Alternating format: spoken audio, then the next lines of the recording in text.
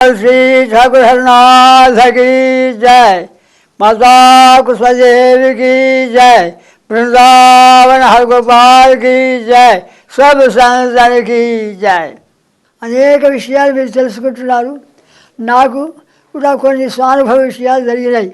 నేను ఇంచుమించుగా 1939వ సంవత్సరం అనుకుంటాను, నాకు గట్టిగా జ్ఞాపకం లేదు. ఆ సమయంలో అమ్మ దర్శనార్థము సోనాముకి వెళ్ళాను. కొత్త లోకానికి వచ్చినాం మనం అనుకుంటున్నాను. ప్రొద్దున్నే శ్రీదాస్ గారు అమ్మ యొక్క మనవడు ఓ ట్యూషన్ మాస్టర్ ఇంగ్లీష్ లాంగ్వేజ్ చెప్తాడు. నేను ఏ దేశం వచ్చాను నేను మనసులో అనుకుంటుంటే ఆ పిల్లవాడికి ఆ ట్యూషన్ మాస్టర్ ఏం చెప్తున్నారో ఆ పిల్లవాడు చదువుతున్నాడు ఆ పుస్తకం. Every single the south is yours, every single the south is yours. ఈ ఇంట్లో ఉన్న సమస్తం నీదే, ఈ ఇంట్లో ఉన్న సమస్తం నీదే. అమ్మకు ఇక్కడి కాదు ఎక్కడి సమాచారమైనా తెలుసు అన్నమాట, ఒకటి కాదు. ఇక్కడ ఆ పిల్లవాడు చదివే దాంట్లో నా యొక్క సందేహం తీరిపోయింది. అయితే నేను వెళ్ళేసరికి అక్కడ సత్సంగం భజన జరుగుతూ ఉన్నది. నేను ఆ చివరిలో కూర్చున్నాను. పుస్తకాన్ని నాకు ఆ భాష తెలియదు. ఇంతమందిలో ఓ బచ్చే కోపులో ఆ పిల్లవాడిని విలువవలసింది. ఈ పంఖాను వీచేటట్టు చెప్పండి, అక్కడ పంఖా ఉంది, ఈ పంఖాను నాకు విలువమని చెప్తుంది అని అనిపించింది. నేను కొత్తవాడిని ఎవరు, నేను వెళ్ళి అమ్మ దగ్గరికి వెళ్ళి ఆ పంఖాన్ని తీసుకొని అమ్మకు విసిరిసి ఆమె చాలా సంతోషపడింది. ఎప్పుడు కూడా ఆమె మద్రాసుకు కూడా మద్రాసి వాళ్ళు అన్నట్టుగా నేను మహదానంద భరితుడయ్యాను. అమ్మకు పాలసేవ చేశాను, అమ్మ చరణామృతం తీసుకున్నాను, అమ్మ కుంకుమార్చన చేశాము. అమ్మ మాల ఇంకా ఎన్ని రకాలని చెప్పవలసింది. అట్లా పరమానంద భరితుడయ్యాను. ఆయన రామదాసు గారు, నేను మాతృశ్రీ కుసుమకుమారి మా సీమ బంకులా స్టేషన్లో దిగితే నేను వెంట ఉన్నాను. నేను అమ్మ ఇక మా హైదరాబాద్కు వెళ్ళిపోతాం, నాకు ఏదైనా ఉపదేశ వాక్యం చెబుతావా అని మనసులో అనుకుంటున్నాను. అమ్మ ముందర వెళ్ళిపోతున్నది, నేను వెనుక పోతూ ఉన్నాను. అమ్మ ఎట్లా ఎందుకు చేసిందో ఇట్లా వేలు పెట్టి ఈ విధంగా సరే అంటే లక్షలాదిగా జపం ఇదేమిటా ఇట్లా అమ్మ 2 వేలు ఇట్లా కొట్టుకుంటున్నాయి. అంటే నాకు ఉపదేశం ఏమిచ్చింది, నిరంతరం భగవన్ నామం చేయి, నిరంతరం భగవన్ నామం చేయి, నిరంతరం భగవన్ నామం చేయి అని నాకు బోధామృతాన్ని అమ్మ ప్రసాదించిందని మీకు మనవి చేస్తూ ఉన్నాను. ఆమె నోటితో మాట్లాడలేదు, ఏమీ చెప్పలేదు, కానీ ఆ సైగ ఎట్లా ఉంది, ఆమె రూపము, ఆమె రంగు, ఆమె లీలలు, ఆమె భాష అన్నీ మధురాతి మధురం. టాటానగర్లో ఉంది. అమ్మ దగ్గరికి అనేక మంది భక్తులు ముసలమ్మలు పెద్దవాళ్ళందరూ వచ్చినారు, భజన చేసిపోతున్నారు. ఆ పక్క ఇంట్లో పోలీస్ కమిషనర్ ఒక ఆయన ఉన్నాడు. తలుపుల దగ్గర నిలిచాడు, లోపలికి రమ్మని పిలిచేవాళ్ళు లేడు. అది ఇదేమిరా, కులంజడ్డా సుఖం తగ్గి అన్నట్టు ఉండాలి కదా, మరి నేను ఇంత దూరం వస్తే పిలిస్తే బాగుంటాయి కదా అనుకున్నాడు. అంటే అమ్మ సైగ చేసింది, రమ్మని సైగ చేసింది. ఈయన వచ్చినాడు.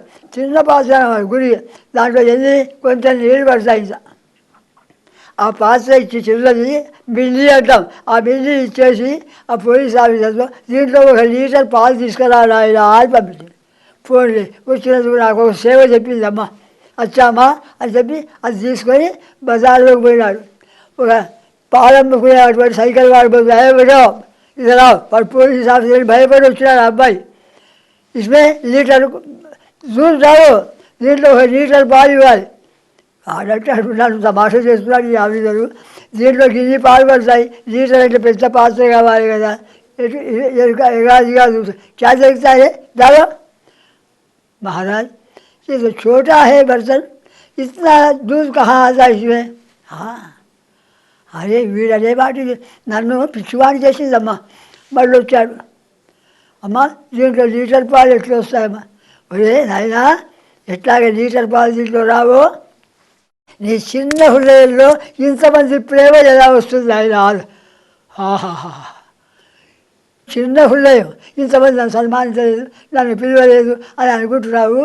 వాళ్ళ ప్రేమ కావాలంటే నీవు రావాలి, విధేయుడు వెళ్ళాలి, సత్సంగం జరపాలి, ప్రేమతో నమస్కరించాలి, బోధామృతాన్ని పొందాలి, ఇన్ని కాదు. అప్పుడు ఆయన అమ్మకు మరీ సాష్టాంగ ప్రణామాలు చేస్తూ మా రక్షాకరు, మా రక్షాకరు, మా రక్షాకరు. మహాత్ములారా, ఇలాగా అమ్మ అనేక మంది భక్తుల గృహాలకు వెళ్ళి అక్కడ సత్సంగాలు చేసి అందరికీ ఆనందం కలుగజేసింది. తర్వాత 1953లో అమ్మకు చాలా సృష్టి చేసింది. అనేక మంది డాక్టర్లు వచ్చి అమ్మకు పరిచయం చేశారు, అమ్మకు సేవ చేశారు.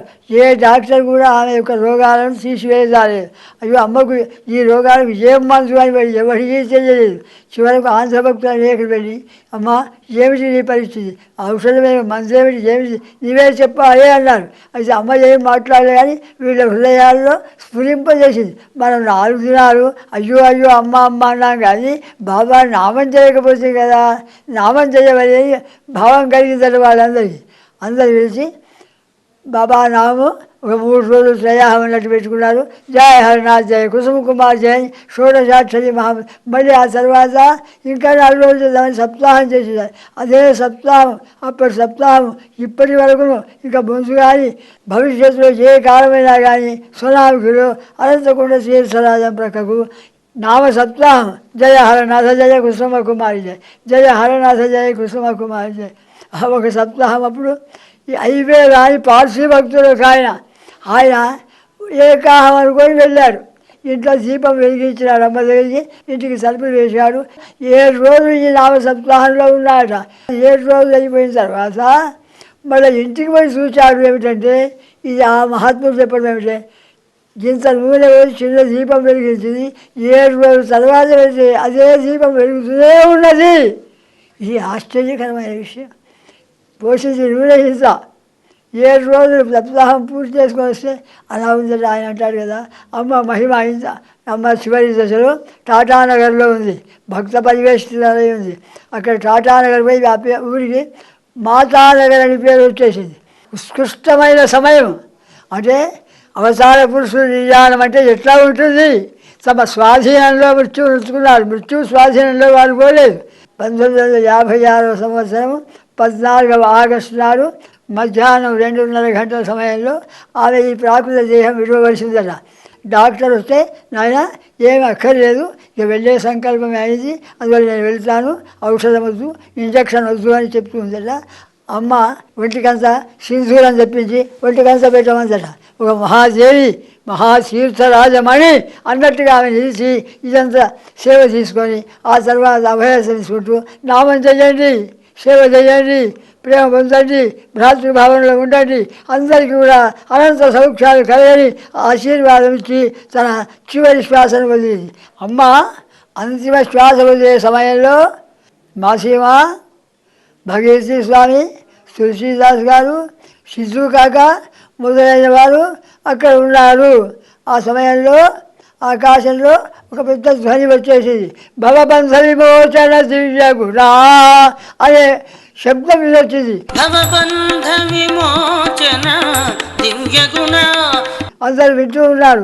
అమ్మ సెలవు తీసుకుంది. ఈ లోకం నుంచి అప్రాకృతమైన దివ్యలోకానికి వెళ్ళి మనందరి ఆశీర్వాదం తీసుకుంటూ ఆమె ఈ లోకానికి వెళ్ళింది. ఆమె జీవితము అత్యద్భుతమైన జీవితం.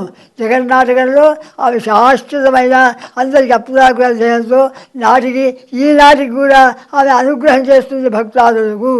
మహాశైలారా, శ్రీ హరనాథుడు కుసుమకుమారి మాత ప్రాకృత దేహం వదిలిన అప్రాకృత దేహంతో ఉండి మన అందరికీ కూడా సౌఖ్యాన్ని కలిగిస్తూ ఉన్నారు.